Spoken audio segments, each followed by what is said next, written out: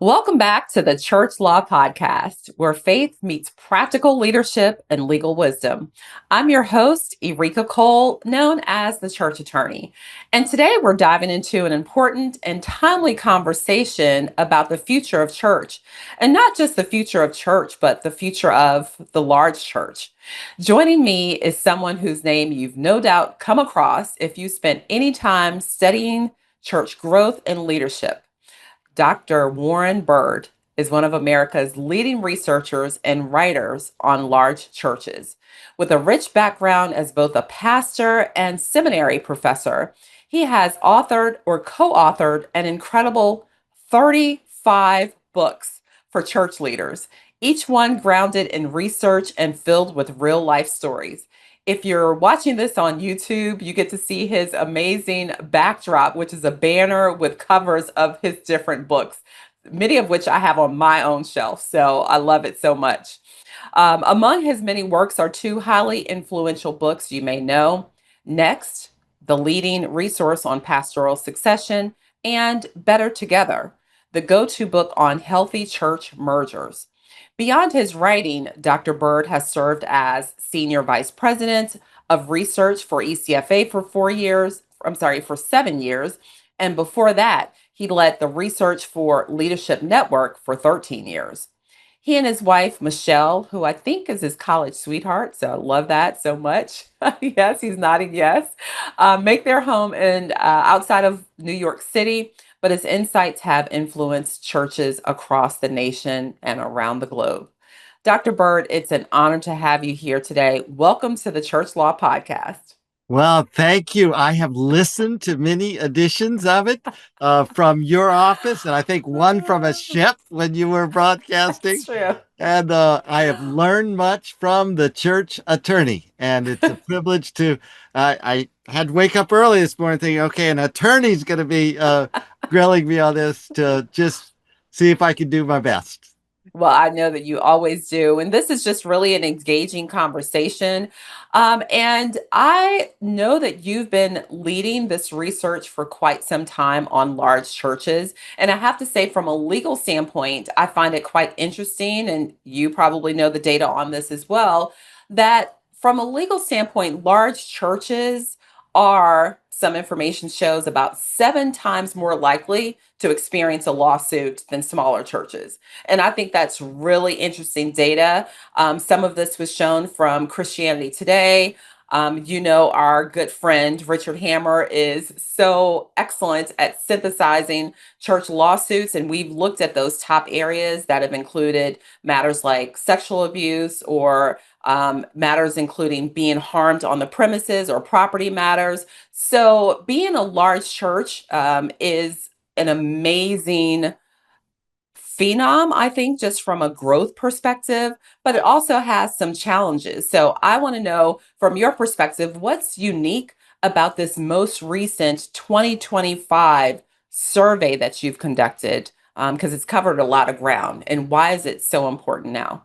It does, and it has you as one of our distinguished advisory panel, and I thank you for that. And just back to your 7 times more likely, that doesn't mean 7 times as bad. I think it means at least 7 times as big and 7 times as much of a target, Yep. and where scrutiny is higher, and when you have a whole lot of staff, if the same percentage or less do something that goes sideways, that makes the papers, You're and exactly right. all the more reason that when you're a larger size, I mean, a big church is not just a smaller church with a bunch of zeros added behind all of their issues. There are distinctions which we're going to be talking about now. I am involved with this every 5 years survey focused on large attendance churches. And by that, we're looking at 1,000 in person and higher. And it's not because those are better, but it's because that's like 2% or less of the Protestant churches out there. And when you do a survey of churches, here's a 2% slice that could easily be left out or not drilled down on. And yet, last weekend, of people who went to a Protestant church, like 60 to 70% went to a church of 1,000 and higher. So a disproportionately small amount of churches with a disproportionately lots of people. And so now to your question, we want to ask some real drill down questions. So we're asking in the survey everything from, are you developing future leaders? Like, do you have a residency program or other intentional leadership development pipelines? And is that shifting from the seminaries or other places? We'll be asking about that. We're asking about finances. I mean, we've had a pandemic, so Yeah. and the large churches were the slowest to reopen, in part because again, mass gatherings and having people, it's one thing to come back to worship, it's another to be comfortable to crawl around on the floor with 3-year-olds. And so to restart children's ministries and all, which large churches typically have a very robust children's program, um, these churches were slower to reopen. And so have they even made a comeback? And if so, what's different about their outreach, their discipleship, their growth?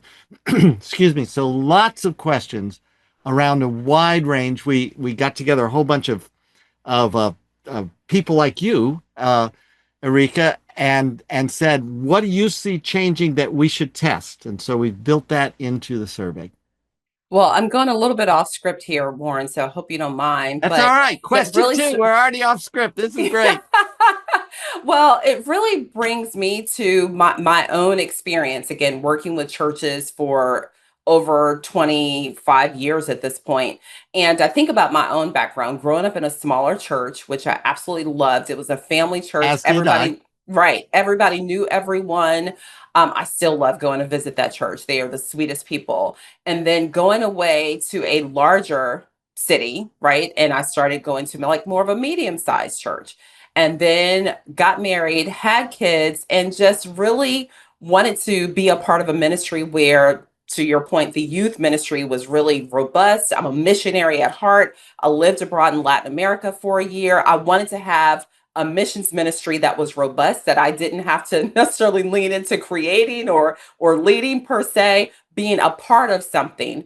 And we found ourselves at a larger church. So I can see how that change can happen over time. And when you mentioned the fact that larger churches, as you defined in your survey as 1,000 or more, represents only 2% of churches, yet 60 plus percentage of those people who attend church go to larger church. So I want to maybe just ask this question of why why do we see such a large representation of attendance in larger churches? And are we doing a disservice, right? This is two sides of this question, to smaller churches and maybe not zeroing on them a little bit more? Because is the goal to get smaller churches larger? I feel like sometimes that's what we feel. That was about Well, three questions in one, but hopefully you yeah, can but they're unwind they're that. all good questions. And the good news is this survey that this is part of a bigger series called FACT, Faith Communities Today. It's an acronym. And that survey will be asked of every size church in the United States. And I'm kind of doing the big church slice of it. But denominational leaders, and as you probably are aware, the non-denominations are the second or actual largest uh, Yeah. quote denomination. So we've got a group covering them. But the gist is there are certain core questions across all sizes, like how old is your pastor? What year was the church founded, et cetera? And we're able to compare those across the whole spectrum. So all that to say, yes, attention is being equally paid to all sizes of churches. And yes, we have a way of understanding how things change. And no, there are certain questions like a megachurch you don't need to ask, well, is your pastor part-time? Is lead pastor? Well, maybe like a teeny tiny percentage may be bivocational, but in most cases you do have full-time staff. And so you have some questions that are different between the different sizes. Well, thank you so much for that. And I know a part of what you really want to dig into with these larger churches is just to really see how they were leaning into the next generation. We had an incredible author as well on the podcast recently, Nicole Massey Martin, who is talking about church leadership and really the whole idea of how we prepare the next generation. Can you tell us a little bit about how do larger churches do this, and maybe how do they do this in a way that's slightly different than maybe their smaller counterparts? Yes, those are challenges, and each size does something better. As you alluded to in your own growing up illustration, what the small church does best is caring and getting to know people and helping them to feel part of the community. Because if there are 50 of us, and actually the average Protestant church size today is 60 people on a given weekend, you look around and so is not there. And maybe there's just one or two college kids or high school kids. They are readily incorporated into the whole body and have that multi-generational appreciation. And they're thrown, hey, we need somebody who can run tech. We have two young kids here. Would one of you do it? And so you have a higher involvement level across all ages in smaller churches, and that's a wonderful thing.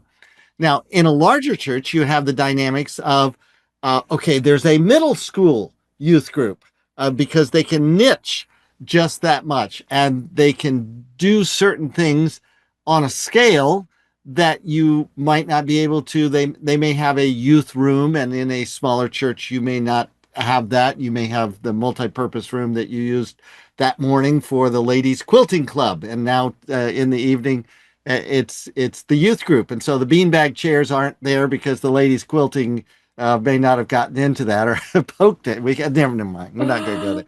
Uh, but all that to say, each size does something different, and we're trying to look at larger churches. The one distinction that we found in a previous survey, we do this every 5 years, that we thought, oh, we want to dig deeper this time, is the the apparently disproportionate amount of young adults and young kind of nesting stage families with kids in from toddlers up through school that are attracted to larger churches. And in what way are they involved? Are they growing? And how does that and how are larger churches? Of course, every size church, the pastor and the leader gets 1 year older each year. How are they growing younger and reaching the population in a way, let's say, that approximates the population of the surrounding community to Mm. where the church meets? I love that. Well, and I love how it sounds like your survey, while done every 5 years, also is able to morph and adjust based on the information that you receive. So I love that so much. We've kind Just of before you talked, go any farther, uh-huh. the information we receive, I'm hoping that some of the listeners will say, well, we could participate. We're, 1,000 or higher in attendance. And yes, you could. And she'll put the link. And if you want to hear it right now, but don't quit listening to the podcast, it's bit.ly/large church 2025. I love that. And we'll make sure that we do include that link in the show notes. Thank you. So, one of the things that we've kind of talked around the edges on is this whole idea of raising up new pastors in church planning and in multi-site expansion. So, how are large churches really involved in that process? How do they do it? Well, one of the things I really enjoy doing is myth busting. And whenever a new strategy or anything comes out, it's easy to think, okay, what are the toxic side effects? And there's a whole set of media stereotypes that we could do, like, oh, all mega churches are rich. No, they're not. Or all whatever. But in this case, it's that, well, if we go multi site, one church in two or more locations, that's going to hurt our church planting efforts. And actually, I've played with very complex statistical formulas over the years to be able to say the two fuel each other. If you Mm. plant churches, you're more than likely to become multi-site. If you're multi-site, you're more than likely to plant churches. So churches today uh, large churches tend to grow bigger by growing more diverse.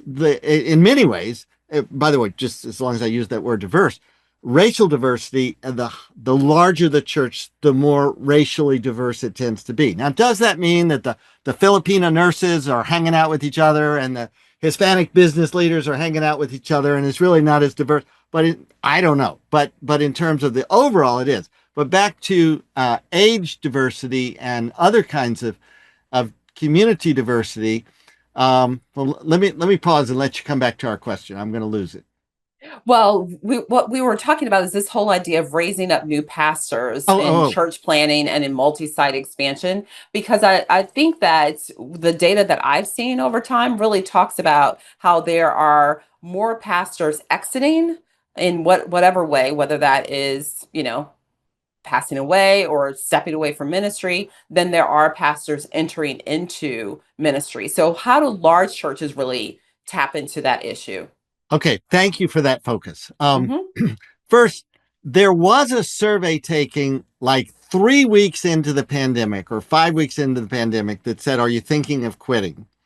And And everybody said you yes. already know where this went. How many pastors were like, "Lord, there are plagues in the Bible, but and we got one, but I'm still trying to figure out what does it mean to pastor. I would like to quit."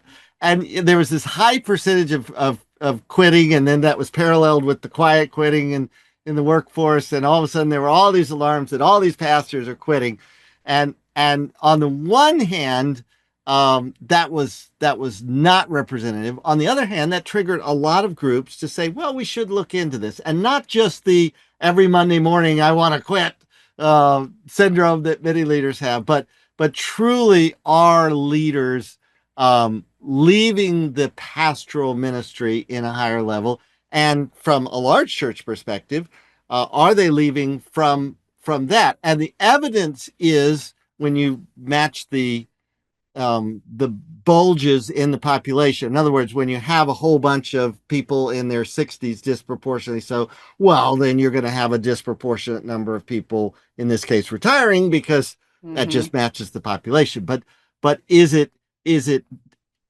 unrepresentative at other ages? And that is not fully known, though there is in all these surveys. Have you continually and regularly thought about leaving the ministry? Um, it's bumped up ever so slightly Mm, as interesting. as the pandemic is ending. Now, on the flip side, who's supplying the new pastors? And that's where a very robust leadership development strategy, which can be implemented by any size church, but we're drilling down on large churches to say how much we're asking a series of questions. Has this changed in the last 5 years? More, has it grown more or less? And several of our questions have to do with, are you putting more emphasis into leadership development pathways? I suspect, but I don't know yet, the answer is yes, just in that I've seen the rise in internships, residencies, and churches saying, hey, if we're not about leadership development, isn't that what like Jesus spent his 3 years of ministry doing leadership development? And if you're looking over my shoulder, the book Hero Maker is all about how do I, as a layperson, make sure that everything I'm doing, I have an apprentice leader in what I do. Mhm. So So we'll good. know, and I suspect the answer is they are filling the pipeline. Is the filling of the pipeline going to outweigh the exit door? We will know that too. I can't wait for this data to just fully come to fruition. I'm certainly keeping an eye on it, and I know that my listeners will be as well. So, I just want to get into a couple of final questions because there's so much here I would love to dive into. But one is there's this stereotype that mega churches, again, large churches of 1,000 or more, are inwardly focused, right? But what are you learning from the actual data about how they serve their communities locally and globally? Great question. And just for technical purposes, mega churches in person of 2,000 and higher on a typical weekend. And that is a totally arbitrary number that's used to say, hey, by that point, you're a pretty complex organization and you have to have certain mechanisms in order just to cope with an organization that size.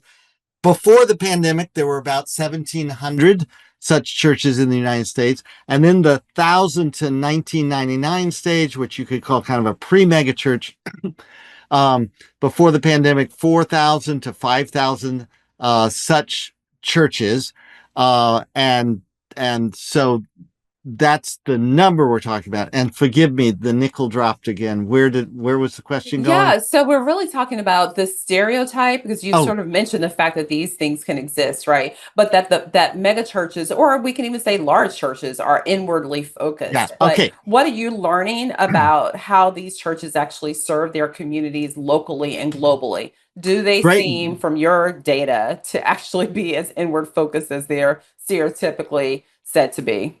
Great question. The short answer, based on my last research, is 14%, meaning when we ask how much of your church's budget Hmm. goes outside your walls, not serving your people, the average number we got back last time was 14%. Now, everybody I've talked to verbally about that and setting up those questions say that's an impossible thing. Boy Scouts, we have it. It's a community outreach, but it's also for our own kids. So is that, outreach or is that not? Um, Serving at the local soup kitchen or any number of local things we do, well, is that helping our people who are economically disadvantaged as well as the community and hopefully more of the community?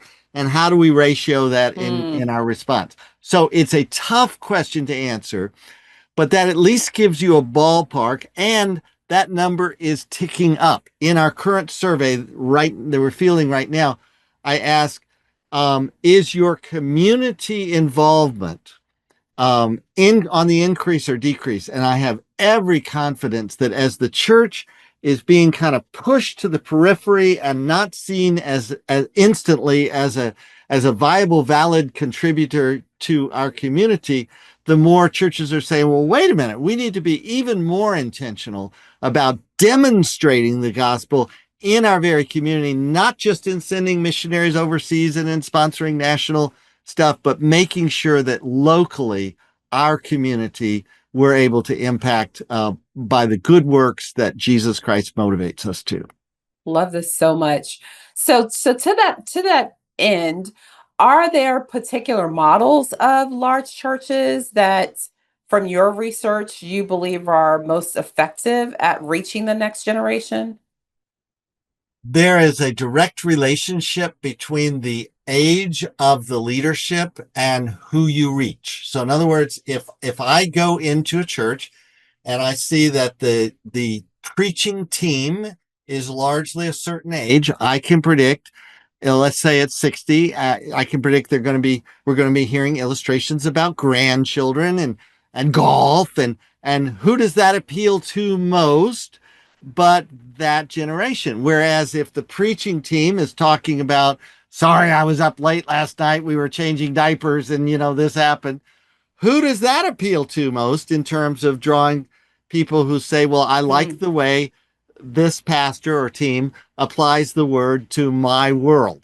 So, who's on stage? And that includes the music leadership and the type of music. As Rick Warren said, you show me the type of music you're playing, and I'll tell you who you're reaching. So, the music, the leadership, who's on the board, and the youth of the church in terms of was it planted 10 years ago or 110 years ago.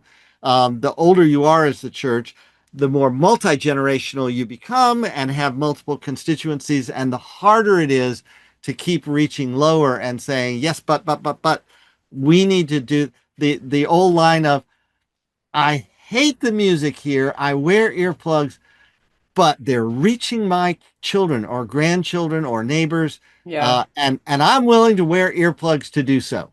yeah. That tension is increased the older the church is and the older the leadership is, but it's a good stretch. The key word in my answer is intentionality. Any church, any size, can be intentional about working to reach and speak to the next generation.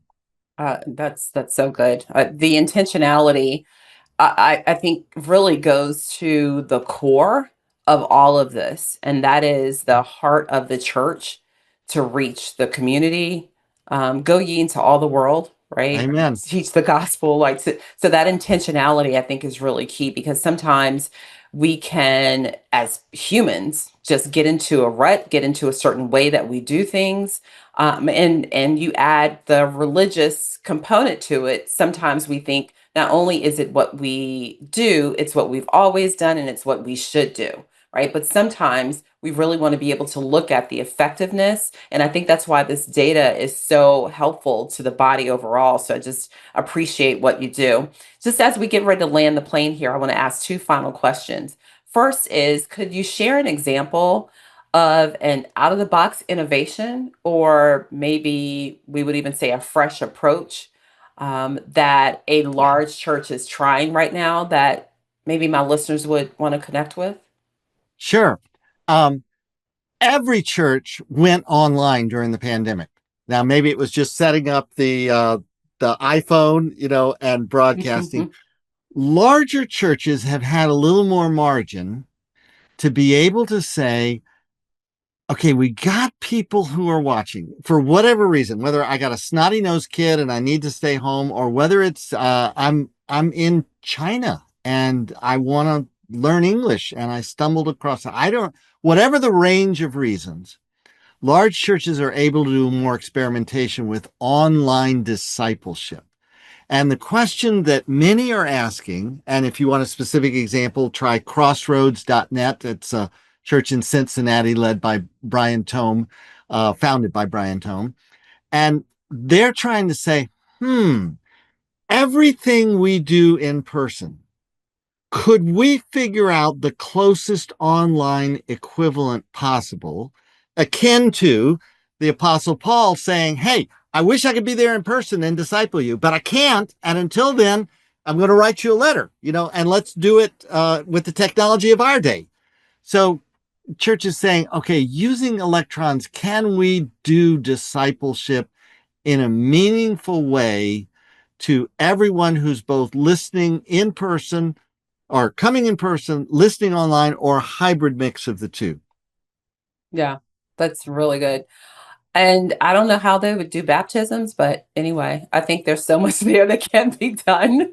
I'll leave that for another time. Well, And actually, well, I the book that I did most recently called "Becoming a Future Ready Church" tells the story of a church that's completely online, and they dealt with the issue of how do we do baptisms, and the minister talked them through it, and it was all done from afar, and nobody was electrocuted as they were going in the water and splashing it on their camera. But they oh, did figure out how to do it for well, them, and at I, least. I have to say there's also this legal rub there, right? Because we know that the law often has a delay from technology. So technology is moving feverishly, and the law is still working to catch up with that. So far, we haven't gotten from the Internal Revenue Service that a church can exclusively and solely be online and be called a church. Not yet. But there are obviously many churches that have an online component, they have an online service. All of that seems to have readily passed legal muster, but we're still keeping an eye out for, can an online only entity move through the tax exempt process with the Internal Revenue Service. So there is that component. Obviously, And I'm a and lawyer, I'm this, looking at friends, that. is why you need to listen to the church attorney, because she's going to ask or make observations of things that you want to pass muster, and she'll help you how. Yeah, for sure. So the last question kind of touches on the same area of like accountability. So how does financial accountability, such as ECFA, which you and I are both very familiar with, ECFA practices, seem to affect growth and trust in these churches? You know that this financial accountability is I think it's such a critical component. What I've seen personally is that a lot of times, regardless of the size of the church, as churches are willing to share what happens with the gifts that they receive, I think it just really increases the deeper connection that people feel and the willingness to give. But that's my impression. What are you seeing from a data Well, perspective first, from how financial accountability affects growth? I'm in your amen corner because today's society approaches church from skepticism that, hey, we're raising money for the youth band, and people are like, oh yeah, it's really all going to go there. Whereas and you have to go from the negative to being transparent enough and credible enough to say, no, it really does. We are people of integrity. The Bible says a lot about integrity and being above reproach, and that's what we do. So, to your specific question, more than 50 of the 100 largest churches, or roughly 50 of the 100 largest churches, are ECFA accredited because they want to say these are the 7 integrity standards that ECFA formulated years ago, and we want to be upfront of them. One of which is financial integrity, another of which is boards that are made up not of a majority of family members or a majority of paid staff. And you can think through the obvious, raising the pastor's salary becomes raising dad's salary. It's like, no, no, no, this is not good. So now I was for 7 very happy years the senior vice president of research at ECFA. And I didn't say this as an employee, but now as a alumni who thinks the world of ECFA, I can say this, and it's this. I've done surveys in which I didn't ask about ECFA accreditation, but I asked, are you appropriately financially transparent? And I kind of gave a standard. And do you have an independent board? And I asked 3 or 4 ECFA related questions, and then, or yes or no. And then I compared their average giving per household, the attendance and Hmm. the total revenue. And I found that 13% higher giving is for churches that are following ECFA standards, that are appropriately transparent. Now, that's not a reason to become, well, maybe it is, but to become accredited. But it does say that if you do integrity well and right, the public builds their trust and says, well, let's dig deeper, because Yeah. we know the money is going to go to the right place in the place they say. Yeah, I love that so much. And I could talk to you forever, Dr. Bird, but boy, do I appreciate you being with us to share your wisdom and your research, your insights into the future of the large church. Give us encouragement as well as practical direction as we navigate what God is doing in this season of ministry. So thank you so much for being with us. And to invite listeners to go to bit.ly/large church 2025. Yeah, you can actually take the survey if you are a large church, and we would love to have you participate because your insights really matter. As you can see, that information serves the church community greatly. So thank you again. And to our listeners, I trust this conversation has inspired you to think more deeply about the role of the church in our communities and how we can steward leadership transitions, growth, and innovation with integrity. If you enjoyed today's podcast episode, be sure to subscribe. And also, we don't want you to miss any part of our discussion.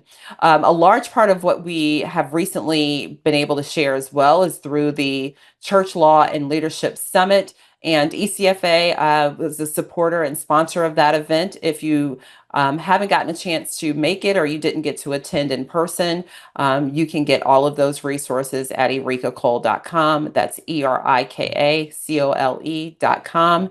And we thank you so much for being a part of this amazing community. God bless.